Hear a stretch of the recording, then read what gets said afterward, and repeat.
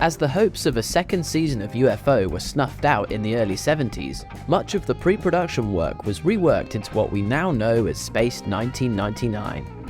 For composer Barry Gray, this would draw to a close an almost two-decade association with Gerry Anderson.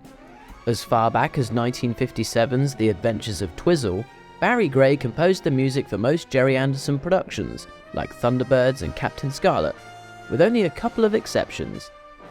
These included The Protectors, which was largely scored by John Cameron, and the Investigator pilot episode, scored by Vic Elms. Barry talks about his involvement with Gerry in an archive interview with Ralph Titterton. As many of you know already, Gerry and I have been friends for 26 years.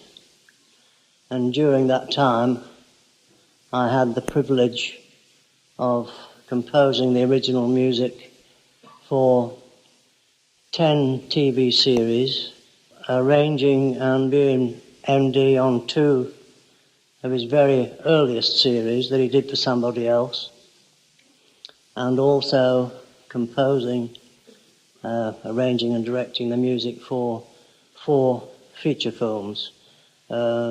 Most of those you know, and the whole association has been a very happy association right the way through. Barry was always keen to keep up with the latest innovations in his field, including the use of synthesizers.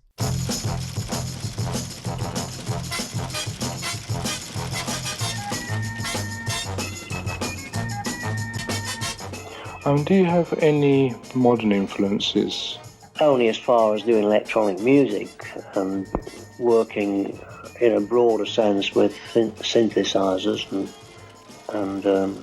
phasers and things like that, things that have now come. But in most of the electronic music that I did in our series, most of it was done the hard way because there were no synthesizers then anyway. But the first time I used a synthesizer, which is very difficult to say, was UFO. And I got one of the first synthesizers in this country, which was made by a British firm called EMS. And I used a synthesizer on that series, and also on the following series, like Space 1999.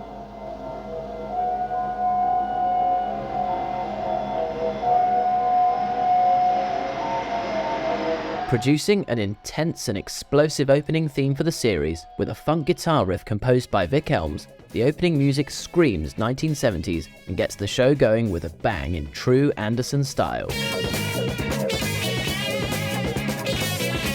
The first recording session for Space 1999 took place on December the 11th, 1973, with a 52-piece orchestra performing the opening and closing title music.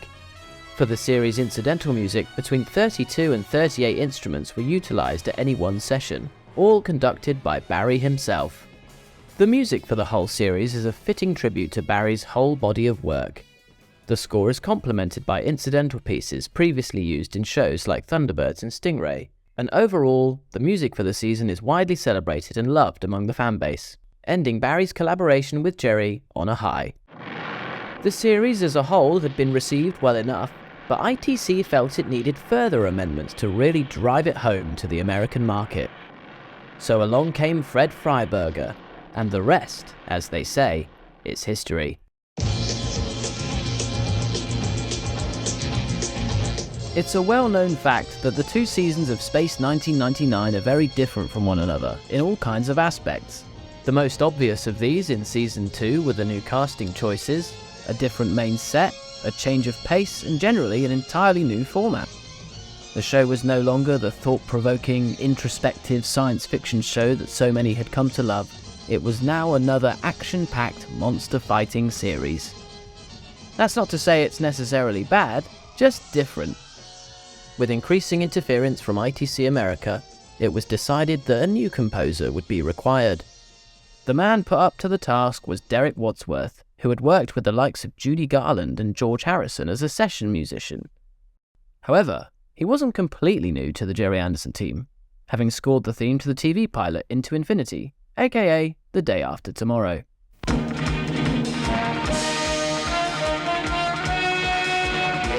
I did a pilot called The Day After Tomorrow, which was a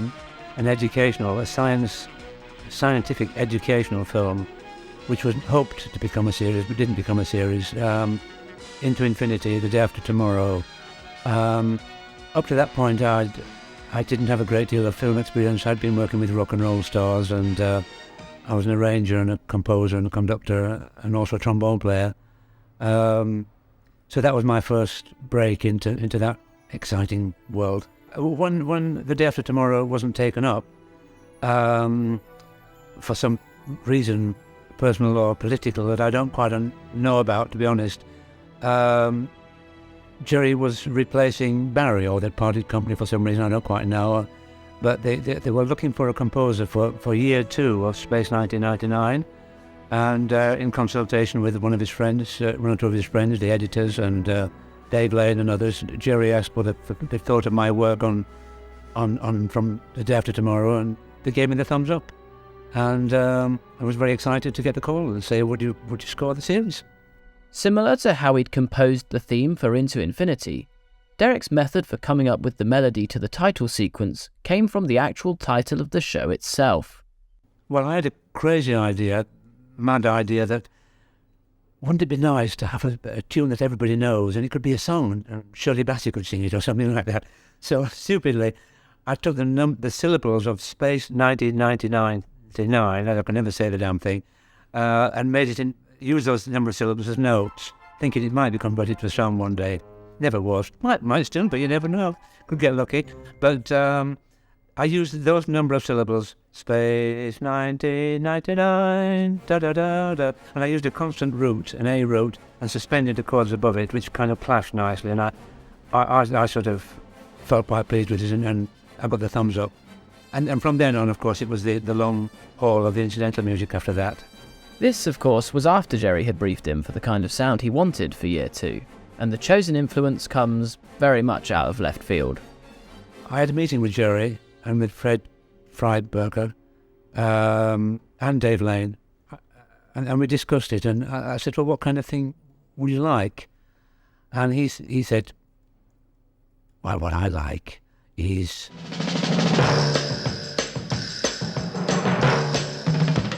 da-da-da-da-da-da-da, da-da-da-da-da. The drums really get you, don't they? So I don't remember, I'm ready to try and write something beaty. That was Gerry's favourite at the time. I didn't think that was terribly appropriate for a science fiction series, but it was a good sort of cop show theme.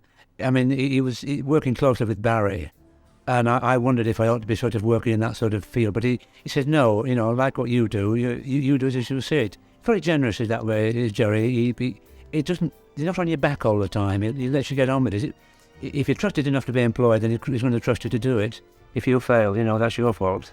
Of course, there is no show that is made without any mishaps, and Derek has one particular story that comes to mind. And I didn't have a great deal of experience, but I was working with a very experienced editor called Alan Willis.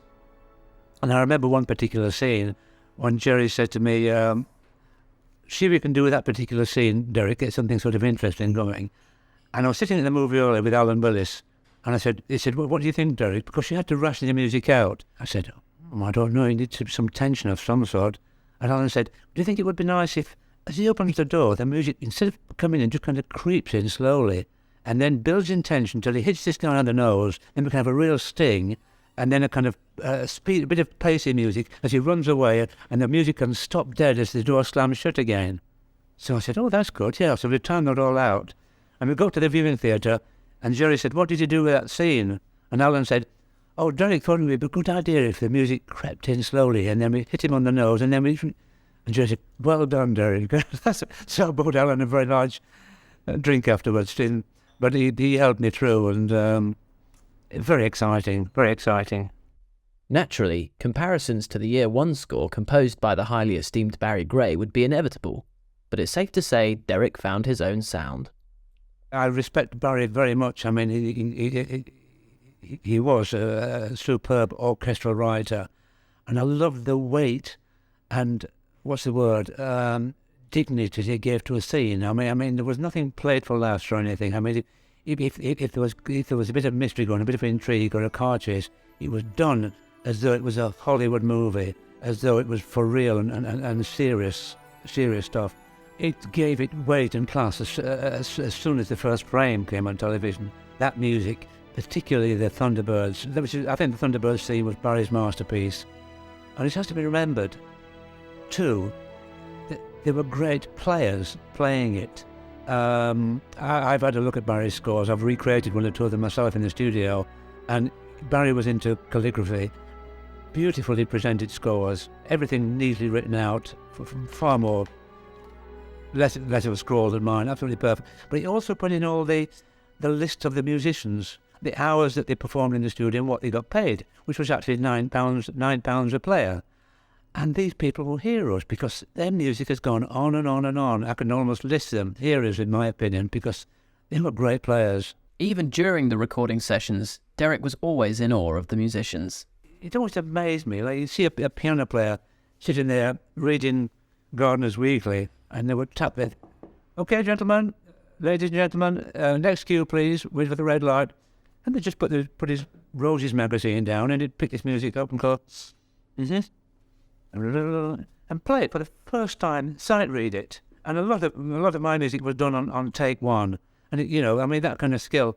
These are unsung heroes, and I'm always reminding people that these players, for £9 a time, he played probably the whole series, the whole of the Gerry Anderson early series, and they probably made about 48 quid each, which of course was quite a lot of money then. They were happy with it, they weren't complaining because there was a lot of work around then and they were going from studio to studio, so that, they did very nicely. Derek also talks about some of the influences of the time. I didn't think about comparing or trying to emulate what Barry was doing. And I think Gerry hired me for what I was doing at the time. So I did say to Gerry, and this was a bit stupid of me really, I said, well, what kind of music would people be listening to in 1999? No, now of course, but this was 1975. And he said, don't worry about that. I think it's for today's audience, writing for today's audience, and they like sort of rock and roll guitars and so on. And I love this sort of dramatic thing. So I tried to mingle everything together that I knew. I had a fair smattering of orchestral experience, rock and roll experience, and jazz experience, and I just took it all together the best I could. Well, for a start, I mean, I love science fiction myself. I just love anything abstract and imaginative, and it gave me free rein. I mean, I didn't have to particularly write tunes. And at that time, I was very taken with a movement in California that was called, I suppose, kind of minimalist. It was called, particularly an artist called Terry Riley, who wrote repetitive riffs and patterns that were very hypnotic.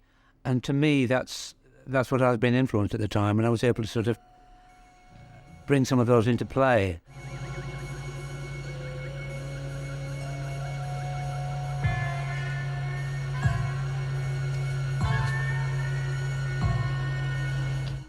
I think most can agree that both variations of the Space 1999 soundtracks are enjoyable in their own rights. Whichever year you stand with, one, two, or both, you can't deny the hard work and talent that went into making both of them. One thing I'd never expected or quite visualised was how long these things were going to last. I mean, I did a few other things in television, and you expected it to go on air like in a month's time, and then maybe if you're lucky you get a repeat. One could never see or visualise at that time the longevity of these things that Space 1999, that's, you don't have to put one too many on. We were already past that 25 years ago.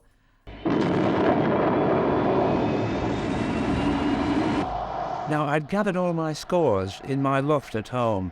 It was a pile about by the time I'd finished the series, a pile about 5 foot high. And the scripts, I had 24 scripts. I rebuilt my house and built a loft conversion, and I thought I must clear everything out. So the scripts I threw away. I found out these were selling for £200 each later. I just threw them on the tip. But when I put my music on this, I thought I'll never need these again, and I put them all on the skip. Just and it was pouring with rain outside. I remember it was covered in cobwebs. Put the whole pile on the skip to be taken away with the building rubbish. And just as I was outside, the telephone rang. And someone in America wanted to do a record of the music, and did I still have the scores? I said, I've just put that on the skip. I ran out of the house to find that a lorry was driving off down the road with the skip in the pouring rain. And I'd run back to the phone and said, look, I'll come out here. Dashed out of my car through traffic jams, following this lorry, so that it eventually came into Battersea in a big long queue of lorries, and I could see it several lorries ahead. And I saw eventually that the whole thing tip up with all this rubbish and filth, and my scores all scattering. And I ran out of the car just as a gigantic crane and grab was coming down, grabbing all this music, and I was jumping in and out of the grab to rescue the scores. And luckily, I've salvaged them, but I mean, where can we find the money to record them again anyway? Another interesting piece of musical trivia involves a strange connection to the world of the Muppets. That's right, a drummer by the name of Ronnie Verrill, who had a plethora of credits to his name, was in fact the drummer for the Muppets character Animal. He drummed for Barry Gray in both Thunderbirds and UFO, so it was no surprise he was hired by Derek to drum for the Season 2 score. At the time, Space 1999 was among the most expensive TV series ever made, so even more additional music was required. In Season 1, to add to Barry Gray's themes, editor Alan Willis selected a variety of classical compositions to bolster the musical palette. In amongst all of this, the scoring of one particular episode in Series 1 had an unusual story. Vic Elms was a pop musician who at the time was married to Sylvia Anderson's daughter from her first marriage, Dee, and so understandably, Sylvia was keen to get him involved with the show. Having previously done the theme for the TV pilot The Investigator, Vic was responsible for the electric guitar riff heard in the opening theme of Space 1999 Season 1, and another electric guitar track during a fight scene for the episode Matter of Life and Death. Stop it!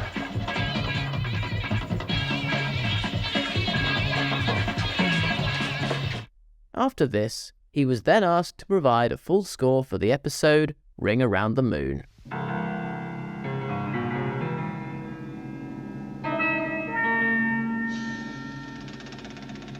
There was just one snag.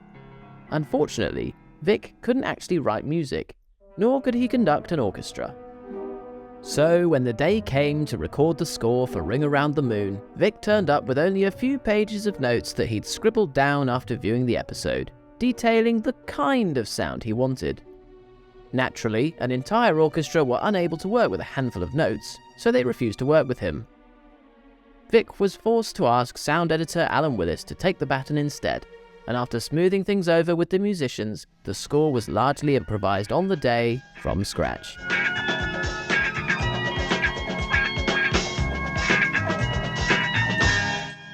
So the next time you watch Ring Around the Moon and you're wondering why the incidental music might sound a little bit different to the traditional Barry Gray score, that's why.